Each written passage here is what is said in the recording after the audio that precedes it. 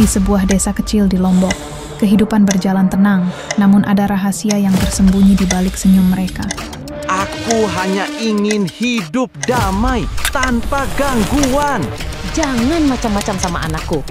Ini bukan urusanmu. Sebuah cekcok kecil berubah menjadi badai besar yang mengguncang hati dan jiwa. Sudah cukup. Aku tak bisa tahan lagi. Apa kau gila? Dalam kemarahan yang membara, tragedi mengoyak hubungan yang rapuh itu menjadi pecahan yang tak terperbaiki.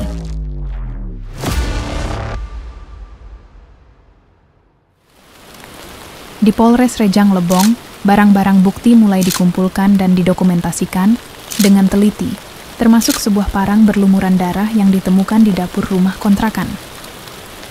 Selain itu, ditemukan pula pakaian dengan bercak darah yang diduga milik korban, serta laporan visum yang menjelaskan luka-luka fatal pada jasad.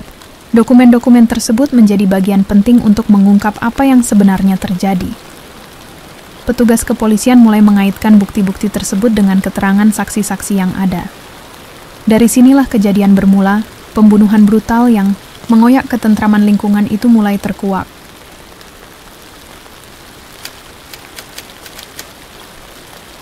Pada tanggal 1 Mei 2025, suasana di Kelurahan Kesambe Baru, Rejang Lebong, tampak biasa saja saat pagi menjelang. Rumah kontrakan di ujung gang terlihat sunyi, hanya sesekali terdengar suara burung dan aktivitas tetangga yang mulai beraktivitas. Namun, di balik ketenangan itu, ada tanda-tanda ketegangan yang samar tergambar dari jendela yang selalu tertutup rapat dan pintu yang terkunci ganda. Rutinitas sehari-hari penghuni rumah itu mulai berubah, suara-suara cekcok kecil kadang terdengar, samar dari dalam. Lingkungan sekitar mulai bertanya-tanya siapa sebenarnya yang tinggal di sana, dan mengapa suasana terasa berbeda. Pertanyaan yang menggelayuti warga membuat suasana menjadi penuh rasa ingin tahu dan kekhawatiran. Semua masih menyimpan rahasia sebelum tragedi itu benar-benar terungkap. Gu dan Ewis Setia tampak seperti pasangan yang harmonis di mata tetangga dan keluarga mereka di lingkungan sekitar. Setiap pagi mereka terlihat saling mengantar anak tiri mereka, Gaidah Marwah, ke sekolah dengan penuh perhatian. Tetangga sering melihat mereka bercengkerama hangat dan saling mendukung dalam berbagai kegiatan keluarga maupun sosial. Keluarga besar juga menganggap hubungan mereka berjalan lancar. Tidak pernah ada gosip buruk yang beredar. Namun, di balik senyum dan tawa itu, ada celah kecil ketegangan yang jarang terungkap. Anak-anak pun dirawat dengan penuh kasih sayang, meskipun sesekali terlihat ada ketidakseimbangan dalam perhatian yang diberikan. Keseharian mereka yang tampak bahagia menyembunyikan konflik yang mulai merayap di bawah permukaan. Gu adalah pria, pekerja keras yang menanggung beban berat dari pekerjaannya sebagai seorang buruh di sebuah perusahaan lokal. Tekanan di tempat kerja kadang membuatnya pulang dengan wajah muram. Sementara itu, Ewis lebih aktif dalam komunitas lingkungan dan kegiatan sosial, sering menghadiri pertemuan dan berinteraksi dengan banyak orang di luar rumah. Orang-orang memandang mereka sebagai pasangan yang berbeda dunia, namun saling melengkapi secara sosial. Dari luar tampak mereka menjalani hidup dengan cara yang berbeda, membawa beban serta cara pandang yang berlainan terhadap masalah. Perbedaan tersebut lambat laun mulai menimbulkan ketegangan tersembunyi yang tidak pernah mereka ungkapkan secara langsung. Beban hidup yang berlapis itu menjadi benih konflik yang perlahan tumbuh. Ketegangan tersebut menjadi sumber masalah yang kelak berujung pada tragedi. Malam itu, suasana di rumah kontrakan terasa lebih tegang dari biasanya ketika percakapan panas tiba-tiba meledak antara Ewis dan Gu. Ewis mengeluarkan kata-kata kasar yang menyakitkan, terutama terhadap anak tiri mereka, Gaidah, yang membuat Gu terdiam penuh amarah. Ketegangan mulai muncul, namun masih diselimuti oleh upaya meredam agar tidak menjadi lebih buruk. Gu mencoba menahan emosi dan mengalihkan pembicaraan agar suasana tidak semakin memanas. Meski begitu, suasana hati mereka sudah berubah, seperti awan gelap yang mulai menggantung di atas kepala. Meskipun tidak ada tindakan kekerasan saat itu, benih konflik sudah mulai tumbuh di antara mereka. Semua masih tersembunyi di balik senyum yang dipaksakan dan diam yang menggantung. Hari-hari berikutnya, permasalahan kata-kata kasar kembali muncul dan menjadi pemicu rasa tersinggung yang mulai membara dalam diriku. Dalam pertemuan keluarga, diskusi pun diadakan untuk menyelesaikan masalah tersebut. Berusaha mencari titik temu demi kebaikan bersama.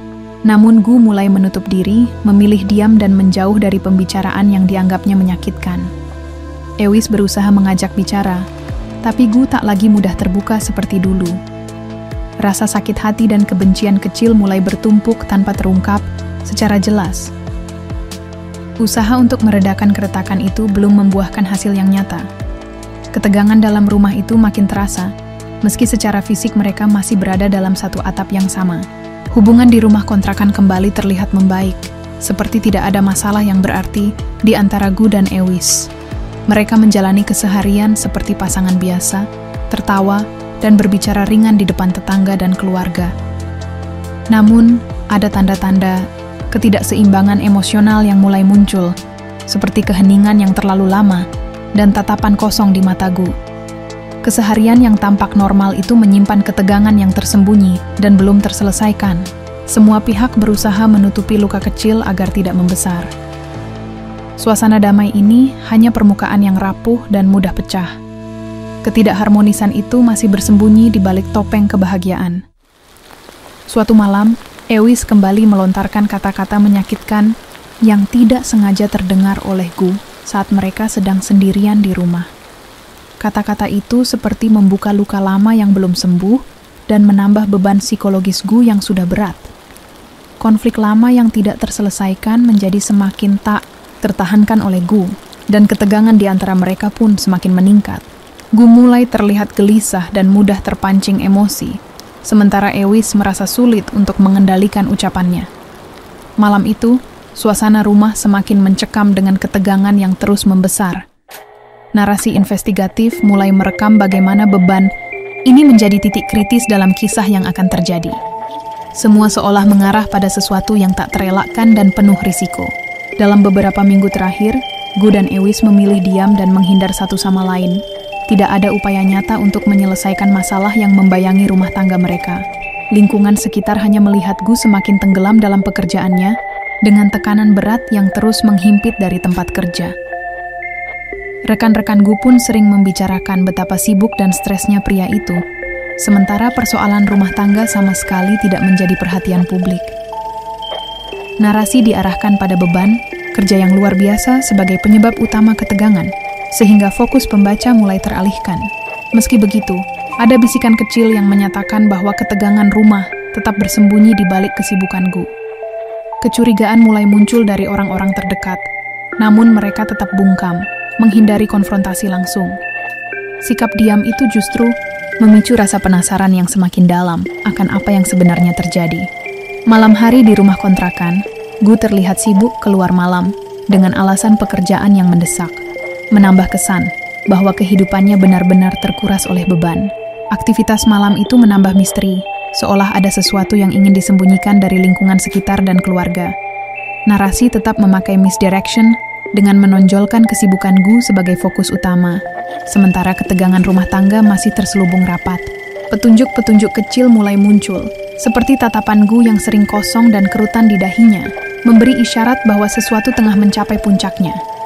Namun, detail itu masih samar dan belum mengungkap seluruh kebenaran. Ketegangan perlahan meningkat, membuat suasana semakin mencekam. Semua berjalan menuju titik didih yang tak terelakkan, namun belum sepenuhnya terlihat jelas. Pada tanggal 2 Mei 2025, suasana di rumah kontrakan berubah menjadi mencekam saat Gu mulai menyiapkan diri dengan emosi yang memuncak, langkah demi langkah menuju tragedi. Ia terlihat gelisah, mengambil parang dari dapur dengan tangan gemetar, tanda amarah yang tak lagi terkendali. Suara cekcok kecil berubah menjadi teriakan keras yang menggema di seluruh ruangan, mencerminkan ledakan emosi yang telah lama terpendam.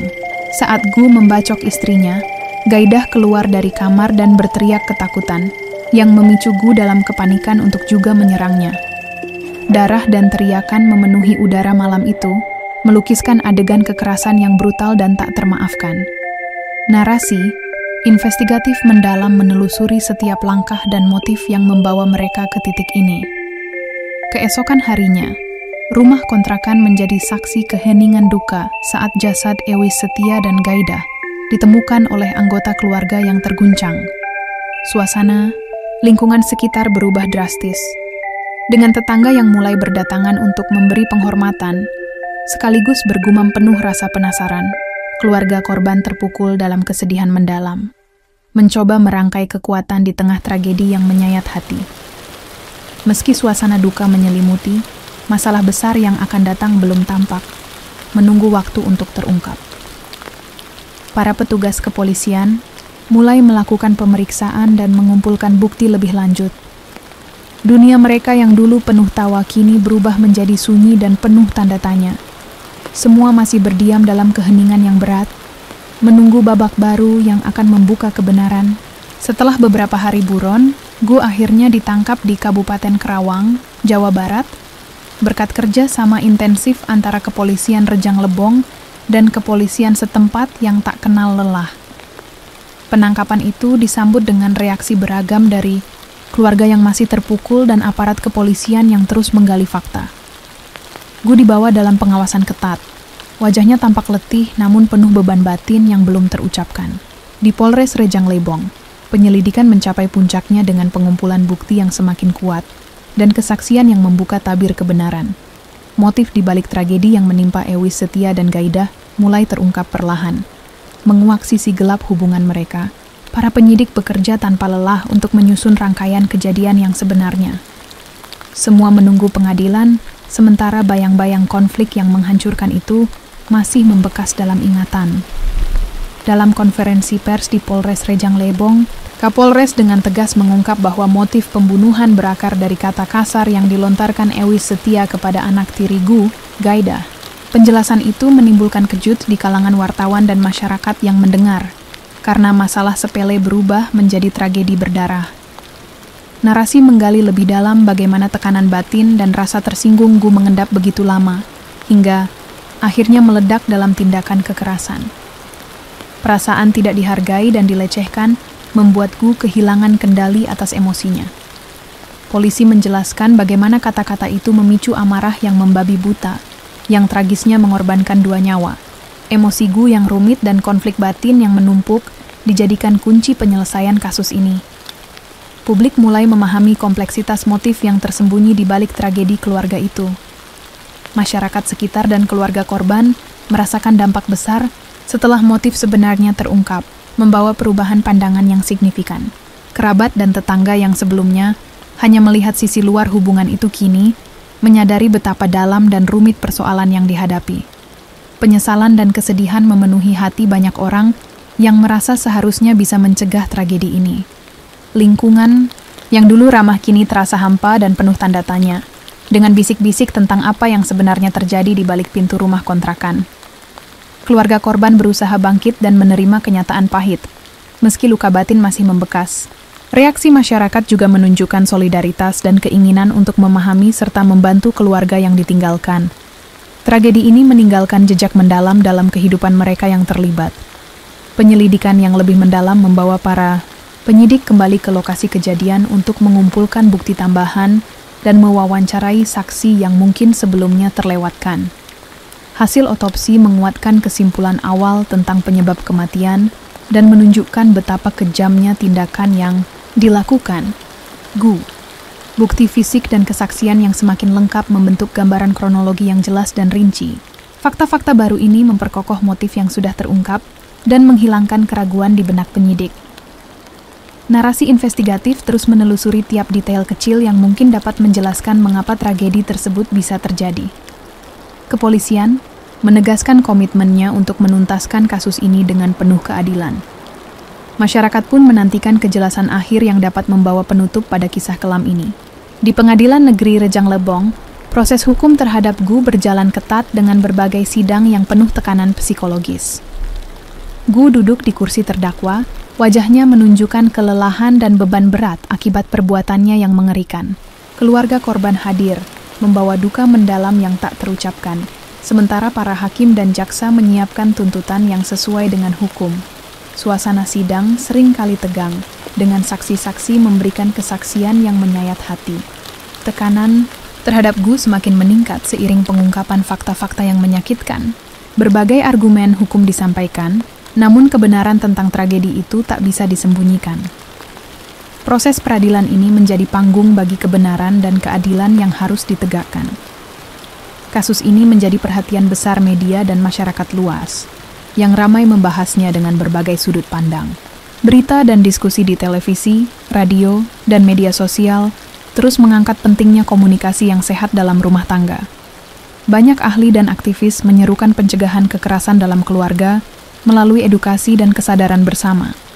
Kasus Gu dan Ewis menjadi peringatan nyata akan bahayanya konflik yang tak terselesaikan. Masyarakat mulai membuka dialog tentang pentingnya mendengarkan dan menghargai perasaan pasangan. Media juga menyoroti peran lingkungan sekitar dalam mendeteksi tanda-tanda keretakan keluarga. Refleksi ini membuka ruang harapan agar tragedi serupa tidak terulang kembali. Dampak sosial dan psikologis dari kejadian ini sangat besar, membuat keluarga korban terpuruk dan terpecah oleh rasa sakit dan kehilangan. Trauma mendalam menghantui para anggota keluarga, terutama kerabat dekat yang masih berusaha memahami kenyataan pahit ini. Lingkungan sosial pun berubah, dengan rasa simpati bercampur iba dan keheningan yang menggantung. Anak-anak dan generasi muda dalam keluarga tersebut kini menghadapi masa depan yang penuh luka dan pertanyaan tanpa jawaban. Keterbatasan dukungan psikologis menambah beban mereka sehari-hari. Kisah keluarga yang hancur ini menjadi pelajaran pahit tentang akibat konflik yang dibiarkan membesar. Rasa kehilangan itu tetap mengoyak hati, menjadi bekas luka yang sulit sembuh. Dalam keheningan makam korban, angin membawa bisikan kesedihan yang tak terucapkan, sementara Gu menjalani kesendirian di balik jeruji besi. Hidup, cinta, dan emosi yang tak tersampaikan menjadi saksi bisu dari tragedi yang mengoyak hati banyak orang. Konflik yang tidak terselesaikan dengan baik berbuah akhir yang fatal dan menyakitkan, meninggalkan luka mendalam bagi semua yang terlibat. Kesunyian itu mengingatkan akan pentingnya pengendalian diri dan komunikasi yang jujur dalam rumah tangga. Kegagalan menyelesaikan perbedaan dengan kepala dingin menjadi pelajaran pahit yang tak bisa diulang. Sebuah panggilan reflektif bagi kita semua agar menghargai dan menjaga hubungan yang kita miliki. Akhir cerita ini menjadi kenangan tragis yang abadi, sebagai peringatan dan pembelajaran hidup